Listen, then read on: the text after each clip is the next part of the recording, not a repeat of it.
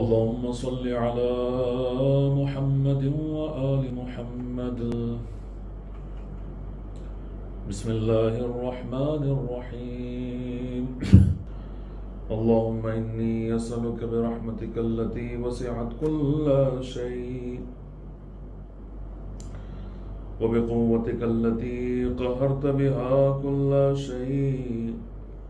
وخضع لها كل شيء وذل لها كل شيء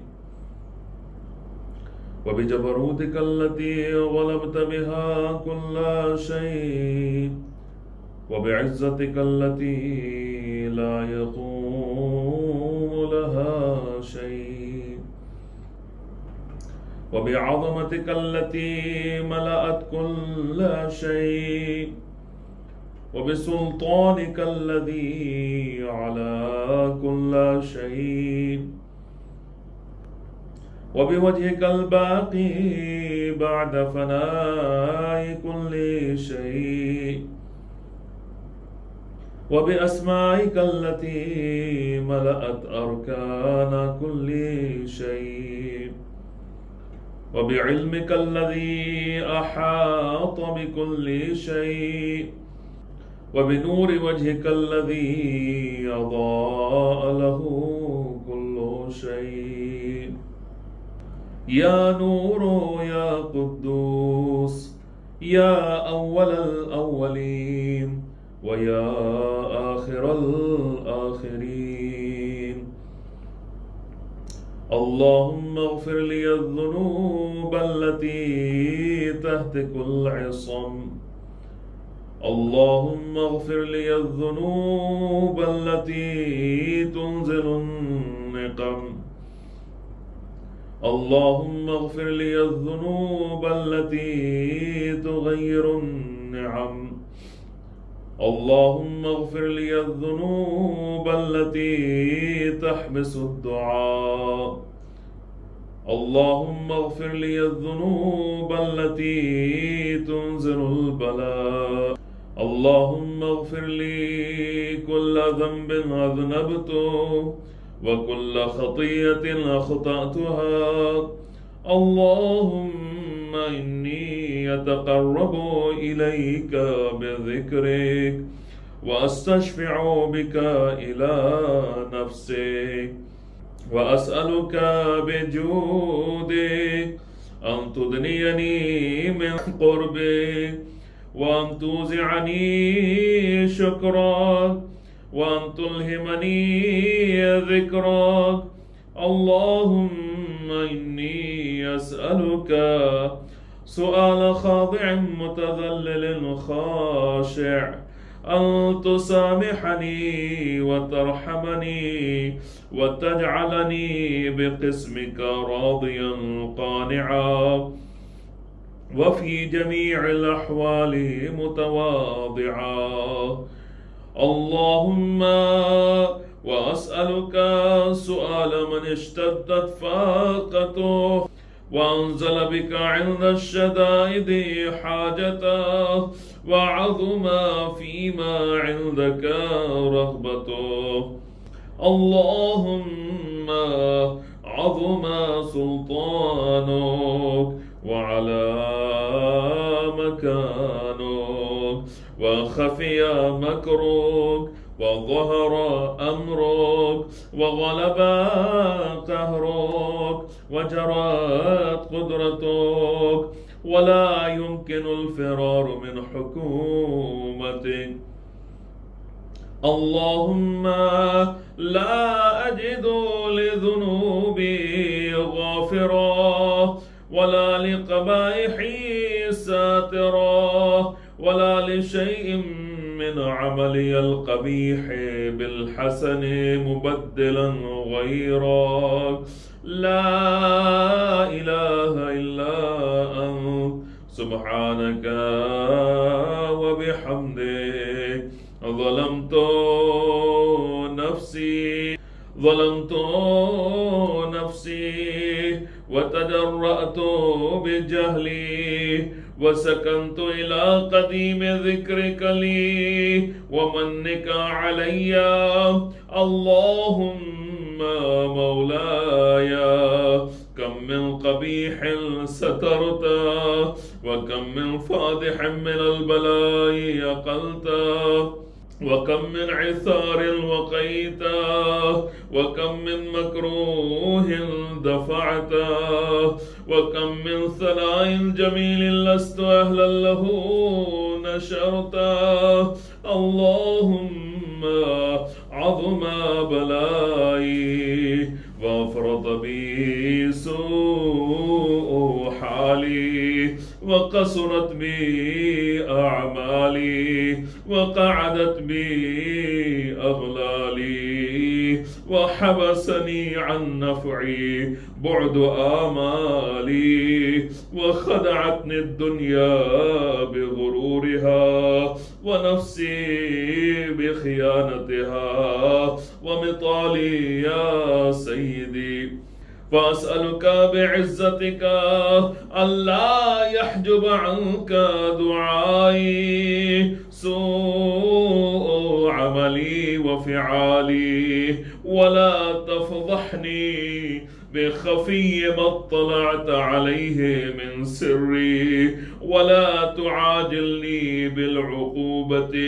على ما عملته في خلواتي من سوء فعلي وإساءتي ودوام تفريطي وجهالتي وكثرة شهواتي وغفلتي. وكن اللهم بعزتك لي في الأحوال كلها رؤوفا وعلي في جميع الأمور عطوفا. إلهي وربي من لي غيرك أسأله كشف ضري والنظر في أمري. إلهي ومولاي أجريت علي حكما اتبعت فيه هوى نفسي ولم أحترس فيه من تزيين عدوي فغرني بما أهوى وأسعده على ذلك القضاء فتجاوزت بما جرى علي من ذلك بعض حدودك وخالفت بعض أوامرك فلك الحجة علي في جميع ذلك ولا حجة لي فيما جرى علي فيه قضاؤك وألزمني حكمك وبلاؤك. وقد أتيتك يا إلهي بعد تقصيري وإسرافي على نفسي معتذرا نادما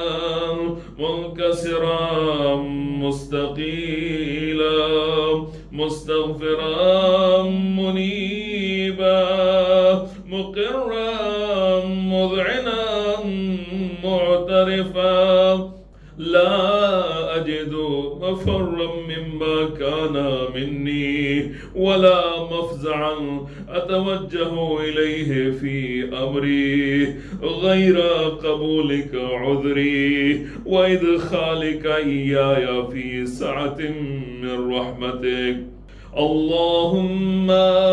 فاقبل عذري وارحم شدة ضري وفكني من شد وثاقي. يا رب ارحم ضعف بدني ورقة جلدي ودقة عظمي يا من بدأ خلقي وذكري وتربيتي وبري وتغذيتي. هبني لابتداء كرمك وسالف برك بي يا إلهي وسيدي وربي أتراك معذبي بنارك بعد توحيدك وبعد ما انطوى عليه قلبي من معرفتك ولهج به لساني من ذكرك واعتقده ضميري من حبك وبعد صدق اعترافي ودعائي خاضعا لربوبيتك هيهات أنت أكرم من أن تضيع من ربيت أو تبعد من أدنيت أو تشرد من آويت أو تسلم إلى البلاء من كفيته ورحمته وليت شعري يا سيدي وإلهي ومولاي أتسلط النار على وجوه خرت لعظمتك ساجدا وعلى ألسن نطقت بتوحيدك صادقا وبشكرك مادحا وعلى قلوب اعترفت بإلهيتك محققا وعلى ضمائر حوت من العلم بك حتى صارت خاشعة وعلى جوارح سعت إلى أوطان تعبدك طائعة وأشارت باستغفارك مذعنا ما هكذا الظن بك ولا أخبرنا بفضلك عنك يا كريم يا ربي وأنت تعلم ضعفي عن قليل من بلاء الدنيا وعقوباتها وما يجري فيها من المكاره على أهلها على أن ذلك بلاء ومكروه قليل مكثور يسير بقاؤه قصير مدته فكيف احتمالي لبلاء الآخرة وجليل وقوع المكاره فيها وهو بلاء تطول مدته ويدوم مقامه ولا يخفف عن أهله لأنه لا يكون إلا عن غضبك وانتقامك وسخطك وهذا ما لا تقوم له السماوات والأرض يا سيدي فكيف بي وأنا عبدك الضعيف الذليل الحقير المسكين المستكين يا إلهي وربي وسيدي ومولاي لأي الأمور إليك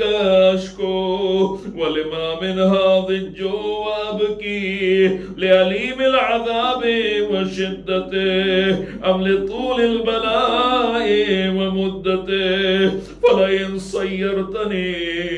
للعقوبات مع أعدائك وجمعت بيني وبين أهل بلائك وفرقت بيني وبين أحبائك وأوليائك فهبني يا إلهي وسيدي ومولاي وربي صبرت على عذابك فكيف أصبر على فراقك وهبني صبرت على حر نارك فكيف أصبر عن النظر إلى كرامتك أم كيف أسكن في النار ورجائي عفوك فبعزتك يا سيدي ومولاي أقسم صادقا لئن تركتني ناطقا لأضجن إليك بين أهلها ضجيج العاملين ولا أصرخن إليك الصراخ المستغيث تصرخين ولا أبكين عليك بكاء الفاقدين ولا أنادينك أين كنت يا ولي المؤمنين يا غاية آمال العارفين يا غياث المستغيثين يا غياث المستغيثين يا حبيب قلوب الصادقين ويا إله العالمين أفتراك سبحانك يا إلهي وبحمدك تسمع فيها صوت عبد مسلم سجن فيها بمخالفته وذاق طعم عذابها بمعصيته وحبس بين أطباقها بجرمه وجريرته وهو يضج إليك ضجيج مؤمل لرحمتك ويناديك بلسان أهل توحيدك ويتوسل إليك بربوبيتك يا مولاي فكيف يبقى في العذاب وهو يرجو ما سلف من حلمك أم كيف تؤلمه النار وهو يأمل فضلك ورحمتك أم كيف يحرقه لهيبها وأنت تسمع صوتا وترى مكانا أم كيف يشتمل عليه زفيرها وأنت تعلم ضعفا أم كيف يتقلقل بين طباقها وأنت تعلم صدقا أم كيف تزجره زبانيتها وهو يناديك يا ربا أم كيف يرجو فضلك في عتقه منها فتتركه فيها هيهات ما ذلك الظن بك ولا المعروف من فضلك ولا مشبه لما عاملت به الموحدين من برك وإحسانك فباليقين أقطع لولا ما حكمت به من تعذيب جاحديك وقضيت به من إخلاد معانديك لجعلت النار كلها بردا وسلاما وما كانت لأحد فيها مقرا ولا مقاما لكنك تقدست أسماؤك أقسمت أن تملأها من الكافرين من الجنة والناس أجمعين وأن تخلد فيها المعاندين وأن تجل ثناؤك قلت مبتدئا وتطولت بالإنعام متكرما أفمن كان مؤمنا كمن كان فاسقا لا يستوون إلهي وسيدي فأسألك بالقدرة التي قدرتها وبالقضية التي حتمتها وحكمتها وغلبت من عليه أجريتها أن تهب لي في هذه الليلة وفي هذه الساعة كل جرم أجرمته وكل ذنب أذنبته وكل قبيح أسررته وكل جهل عملته كتمته أو أعلنته أخفيته أو أظهرته وكل سيئة أمرت بإثباتها الكرام الكاتبين الذين وكلتهم بحفظ ما يكون مني وجعلتهم شهودا علي مع جوارحي وكنت أنت الرقيب علي من ورائهم والشاهد لما خفي عنهم وبرحمتك أخفيت وبفضلك سترت وأن توفر حظي من كل خير تنزله أو إحسان تفضله أو بر تنشره أو رزق تبسطه أو ذنب تغفره أو خطأ تستره يا ربي يا ربي يا رب يا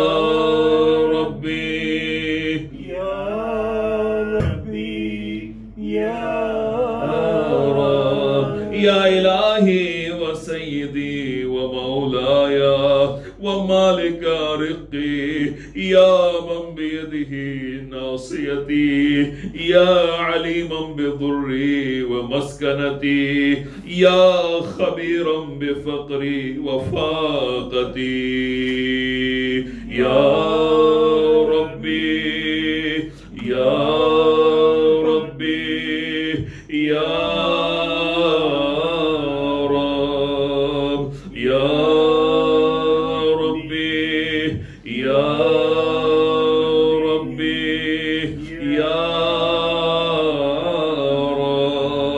أسألك بحقك وقدسك وأعظم صفاتك وأسمائك أن تجعل أوقاتي في الليل والنهار بذكرك معمورا وبخدمتك موصولا وأعمالي عندك مقبولا حتى تكون أعمالي وأورادي كلها وردا واحدا وحالي في خدمتك سرمدا يا سيدي يا من عليه معولي يا من إليه شكوت أحوالي يا ربي يا ربي يا ربي يا ربي يا رب قوي على خدمتك جوارحي واشدد على العزيمة جوانحي وهب لي الجد في خشيتك والدوام في الاتصال بخدمتك حتى أسرع إليك في ميادين السابقين وأسرع إليك في المبادرين وأشتاق إلى قربك في المشتاقين وأدنو منك دنو المخلصين وأخافك مخافة الموقنين وأجتمع في جوارك مع المؤمنين اللهم ومن أرادني بسوء فارده ومن كادني فكده واجعلني من أحسن عبيدك نصيبا عندك وأقربهم منزلة منك وأخصهم زلفة لديك وإنه لا ينال ذلك إلا بفضلك وجد لي بجودك وأعطف علي بمجدك واحفظني برحمتك واجعل لساني بذكرك لهجا وقلبي بحبك متيما ومن علي بحسن إجابتك وأقل لي عثرتي واغفر زلتي فإنك قضيت على عبادك بعبادتك وأمرتهم بدعائك وضمنت لهم الإجابة وإليك يا ربي نسبت وجهي وإليك يا ربي مددت يدي فبعزتك استجب لي دعائي وبلغني منايا ولا تقطع فضلك رجائي واكفني شر الجن والإنس من أعدائي يا سريع الرضا يا سريع الرضا اغفر لمن لا يملك إلا الدعاء فإنك فعال لما تشاء يا من اسمه دواء وذكره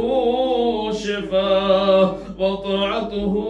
غنى ارحم من رأس ماله الرجاء وسلاحه البكاء يا سابغ النعام يا دافع النقام يا نور المستوحشين في الظلام يا عالما لا يعلم صل على محمد وآل محمد وافعل به ما أنت أهله وصلى الله على رسوله والأئمة الميامين من أهله وسلم تسليما كثيرا.